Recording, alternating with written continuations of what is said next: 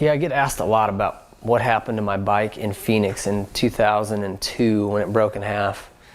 And that was, I'll tell you, that was a turning point in my career where I think I actually, from that point, I was never the same again. You know, I had put in a lot of work that off season. I was building at each round, getting better and better. I won the Anaheim round, Anaheim 2. And I was second in points to James. I think I was only, I think it went Stewart and then myself and then Travis Preston, but I was only a handful of points, 5 or 6 or 7 points behind him, and going into Phoenix. And I was leading my heat race there. Last lap of the heat, had a nice little lead. And as I came off the face of this triple, it was a big triple, I heard the tone of my bike change. Right as I left, you know, mid face of this thing, my bike went from like like I heard the tone change, and I didn't, you know, change throttle positions. I'm like, oh, that was weird.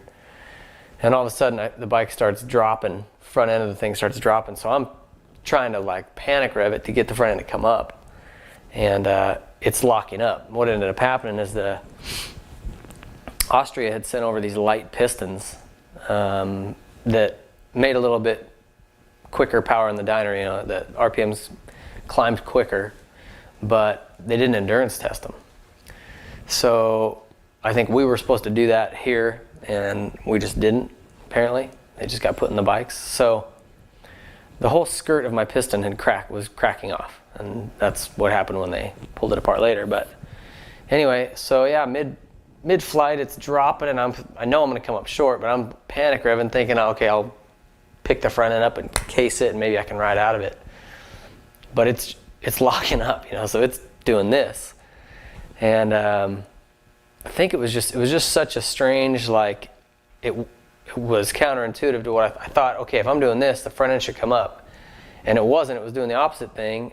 And I just kind of like rode it out. I don't know, like I got lucky because I came up about 1.5 feet short, and the triple clamps actually broke. They just snapped backwards, and the whole front of the bike flew off. I basically face planted, got up, and I stumbled around a little bit, but I was surprisingly I was okay. And I still got some crazy pictures of them wheeling off the front of my bike, you know, and they had to throw the back half into a little bobcat or something and take it out of there. But yeah, did a slight separation on my shoulder and coughed up a little blood. Had to spend the night in the hospital. I think my mechanic was getting my bike ready, because I told him I wanted to do the LCQ as I was leaving. And then Bodner said, "Nah, you got to go to the hospital." I'm like, all right, I'm spitting up blood, you're probably right. So anyway, yeah, after that it was just, I just felt like, man, I don't know. Tough to get your confidence back after that. I did race the next weekend, but crashed running third because my shoulder was just weak, and she was downhill from there.